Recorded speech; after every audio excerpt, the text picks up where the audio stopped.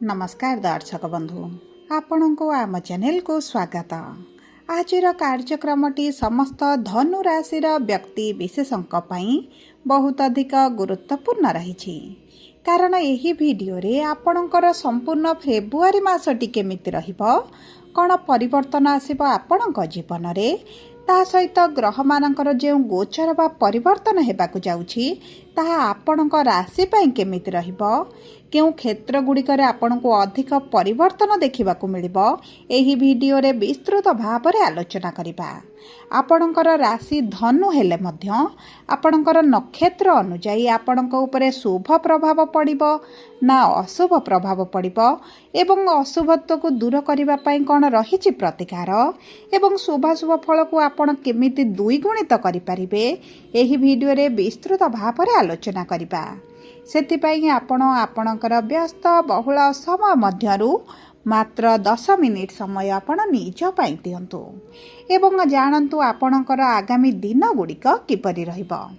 देखंतु एही 2026 रा फेब्रुआरी मासर राशिफलटी पूर्व मास गुड़िक परि सामान्य राशिफल नुहे कारण बहुत बड़ बड़ शुभ ग्रहंकर गोचर रे हेबाकु जाउछि परिवर्तन एवं आपणक धनु राशि रे एही चारोटी शुभ ग्रहंकर परिवर्तनटी आनिबो आपणक जीवन रे बड़ परिवर्तन कारण यही फेब्रुआरी मासरे आपणकर 3टी दोष लागिबा पई जाउछि। सेथिपाई जदि आपण किछि शुभ कार्य मांगलिक कार्य करबाकु जाउछंती किंबा कैरियर संबंधित किछि बड़ निष्पत्ति नेबाकु जाउछंती आपणकर किंबा आपणक संतानकर जदि किछि बड़ कार्य करिवार अछि तबे भिडियोटी को शेष पर्यंत देखंतु तापर जदि आपण किछि निष्पत्ति नेबे आपणक पई शुभदायक रहिबो कारण आपणकर जानि रखिबा अत्यंत आवश्यक जे एही फेब्रुआरी मासर केउ दिन गुड़िक आपणक पई शुभदायक केउ दिन गुड़िक आपणक पई अशुभदायक जहा फल रे आपणक जीवनर समस्या किछि मात्रा रे कम होई जिवो। सर्वप्रथमे देखंतु फेब्रुआरी मास 4 तारिख दिन बुध आपणकर द्वितीय गृह छाड़ी तृतीय गृह रे प्रवेश करिबा क्षणी राहुंक सहित विराजमान हेबे माने आपणकर पापकृति दोष लागिबा पई जाउछि। ता सहित फेब्रुआरी मास 13 तारिख दिन सूर्य आपणकर तृतीय गृह को आसीबे माने आपणकर ग्रहण दोष लागिबा पई जाउछि एवं फेब्रुआरी मास 23 तारिख दिन मंगल आपणकर तृतीय गृह को आसीबे माने आपणकर अंगारक दोष लागिबा पई जाउछि। तेनु करी एही 3टी दोष आपणक जीवन रे बहुत उच्च नीच भली परिस्थिति मध्य सृष्टि करि पारे। सेतिपई निजर समय मध्यरु मात्र किछि समय काढी निज विषय रे जानतु। एबे आसंतु विलंब न करी कार्यक्रमटी को आग को बढ़ाइबा। किंतु जदि आपणकर धनु राशि होइथाय एवं आपण भी ईश्वर को आंतरिक भक्ति एवं विश्वास करंती तबे वीडियोटी को लाइक करंतु। कमेंट बॉक्स रे जय जगन्नाथ जय माँ लक्ष्मी अवश्य लिखि दियंतु। ता सहित आम सह जोगाजोग करिबा पई वीडियोर मध्य भागरे एक व्हाट्सएप नंबर टिए दिया जाइछि जो नंबर साहाय्य रे आपण आम सह जोगाजोग करी निजर नूतन कुंडली प्रस्तुत करि परिबे कुंडली विश्लेषण कराई परिबे किंबा आपणकर चाकरी विवाह व्यवसाय प्रेम संपर्क शिक्षा स्वास्थ्य को नहीं किछि समस्या रहिछि तार सहज एवं स्वल्प मूल्य रे समाधान करि परिबे। सेतिपई आपण आम सह वीडियोर शेष पर्यंत जोड़ी होई रुहंतु। एबे आसंतु कार्यक्रमटी को आग को बढ़ाइबा। सर्वप्रथमे जानिबा आपणक धनु राशि रे नवग्रहंकर स्थिति किभଳି रहिबो। देखंतु आपणकर द्वितीय गृह रे सूर्य मंगल शुक्र एवं बुध तृतीय गृह रे राहु चतुर्थ गृह रे शनि सप्तम गृह रे देवगुरु बृहस्पति एवं नवम गृह रे केतु विराजमान करिसंती जहा फल रे सेही गृह गुड़िकरे सेमानंकर प्रभाव अधिक रहिबो। तेबे सर्वप्रथमे जानिबा आपणकर कर्मक्षेत्र चाकरी व्यवसाय व्यापार वाणिज्य किभଳି रहिबा पई जाउछि। देखंतु आपणकर दशम गृह रे स्वामी हेउचंदी बुध जे आपणकर द्वितीय गृह रे धनर भाव रे विराजमान करिसंती किंतु मास आरंभ रु 4 तारिख दिन आपणकर तृतीय गृह को गोचर करी पापकृति जोग आपणकर बनाइबा पई जाउछंती किंतु आपणकर राशि स्वामी देवगुरु बृहस्पति सप्तम रे केंद्र रे विराजमान करिथिबारु आपणकर भाग्य आपणको साथ देबो। एही मास रे जदि आपणको भाग्य भरोसा रे किछि कार्य करिवे आपणको शुभ फल प्राप्ति हेबो किंतु आपणको जीवन रे जदि किछि बड़ निष्पत्ति नेबाकू चाहुचंती तेबे आपण टिके बुझी विचारी गुरुजनकर परामर्श करी जदि नियंती आपणको पई शुभदायक रहिबो।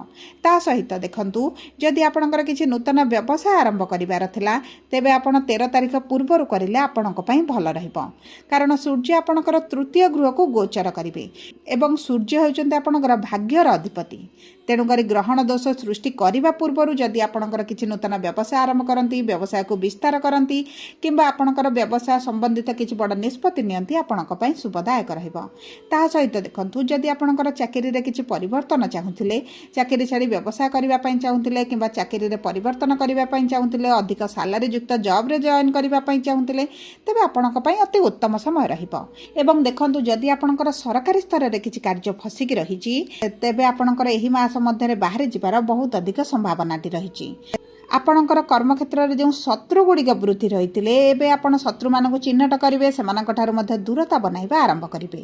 देखो कर्मक्षेत्र में आपन को मध्यम फल प्राप्ति हो। एवं आसतु जाना किपर आपणकर आर्थिक स्थिति देखु अर्थर गृह 4टी ग्रह जिते बड़े विराजमान करते आपणकर आर्थिक क्षेत्र में उच्च नीच भली परिस्थिति रही है किंतु जितेबाला आपणकर यही 4टी ग्रह द्वितीय गृह को त्याग करेंगे और द्वितीय गृह धनर गृहर स्वामी जेहेतु केन्द्र में विराजमान कर निज नक्षत्र विराजमान करिसेंती आपणक आर्थिक क्षेत्र में आपन को बहुत अधिक शुभ परिवर्तन देखा मिल।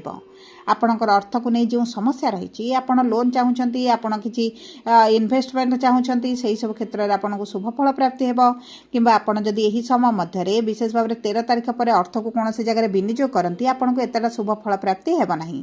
आपणकर नूतन भाव में जदि किसी अर्थ इन्वेस्ट करुँच तेज आपन को लॉस देखा पड़ पारे किंतु पूर्वर जदि आप अर्थ को इन्वेस्ट करें तेज आपण कौन भाव में नेगेटिव प्रभाव पड़ो ना।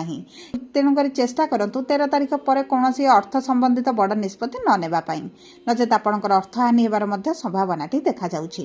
एबे आसंतु जानिबा किपरि रहिबा आपणकर शिक्षा संतानर जोग एवं प्रेम संपर्क।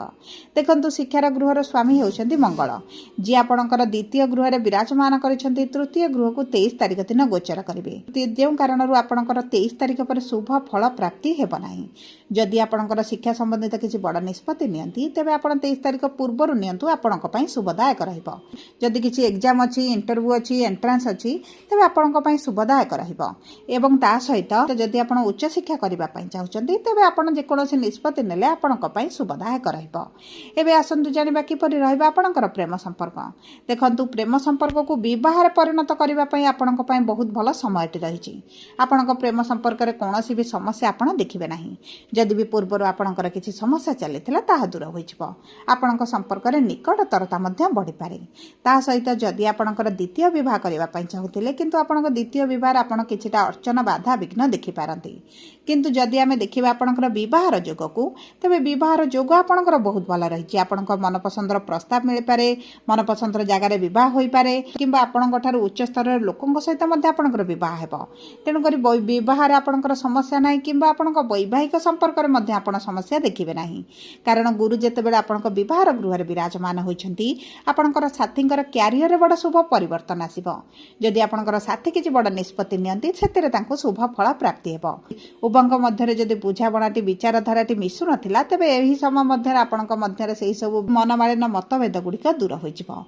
जदि आपण किछि पार्टनरशिप रे व्यवसाय करूछंती तेबे आपणक शुभ फल प्राप्ति हेबा सहित आपणक दैनंदिन रोजगार जदि रहिछि दैनंदिन इनकम करूछंती सेही सब क्षेत्र में शुभ फल प्राप्त हेब। एबे आसंतु जानिबा किपरि रहिबा आपणकर स्वास्थ्य। देखंतु स्वास्थ्य आपणक प्रथम गृह जना पड़े एवं स्वास्थ्यर गृहर स्वामी हेउछंती देवगुरु बृहस्पति जे आपणकर सप्तम दृष्टि प्रदान करूछंती प्रथम गृह को। देखंतु एही मासरे आपणक खाद्य पानीय को बहुत अधिक दायित्व नियंतु। आपणकर मोटापा एही समय मध्यरे बढ़िबार बहुत अधिक संभावना अछि। सेति आपणकर खाद्य हजम रे समस्या खाद्य प्रक्रिया रे समस्या डाइजेशन रे समस्या किंबा पेट जातीय किछि ना किछि समस्या आपणकर बाहरी पारे। चर्बी बढ़िबार बहुत अधिक संभावनाटी देखा जाउछि। सेति योगा प्राणायाम जारी करने सहित आपणक खाद्य पानी उपरे विशेष भाव में सचेतन रुहतु। आपणक कांधरे बेकर अंटारे किछिटा समस्या मध्य देखा दे पारे सेति प्रति आपणको टिके सचेतन रहिबाको पड़िबो।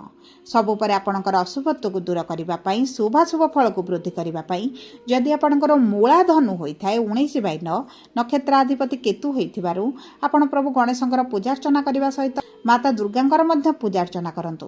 गुरुंकर बीज मंत्र 108 थर प्रतिदिन पाठ करंतु।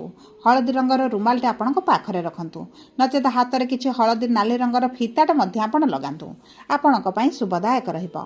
जदि आपणकर पूर्वाषाढ़ा धनु होइथाय 20/9 आपणकर नक्षत्राधिपति होउछन्ति शुक्र। आपण प्रतिदिन स्नान जल रे किछिटा बास्ना जल मिसाई स्नान करंतु। बाम हाथ पापुली किछिटा अतर लगांतु एवं चेष्टा करंतु शुक्रंकर बीज मंत्र प्रतिदिन 108 थर पाठ करबा पई। एवं आपण जदि किछि खाद्य गरीब लोक मानकु दान कर दियंती, विशेष भाव में जदि आपण किछि कन्या संतान मानकु दान कर दियंती, आपणक पई शुभदायक रहिबो। जदि आपणकर उत्तर साढ़ा धनु 21/9 सूर्य आपणकर नक्षत्राधिपति। प्रतिदिन प्रातः समय सूर्य को जल अर्पण करंतु। हृदय आदित्य स्रोत पाठ करंतु एवं हनुमान चालीसा प्रतिदिन पाठ करंतु। आपणक पई शुभदायक रहिबो। जदि आपणकर धनु राशि होइथाय वीडियोटी किभଳି लागला कमेंट बॉक्स रे लिखि जणांतु। जदि आपणक प्रिय जनकर धनु राशि होइथाय वीडियोटी तांका सहित शेयर करंतु। जदि प्रथम थर आम चैनल को आसिछंती चैनल टी को सब्सक्राइब करंतु। पाखरे थिबा बेल आइकन को प्रेस करंतु। धन्यवाद।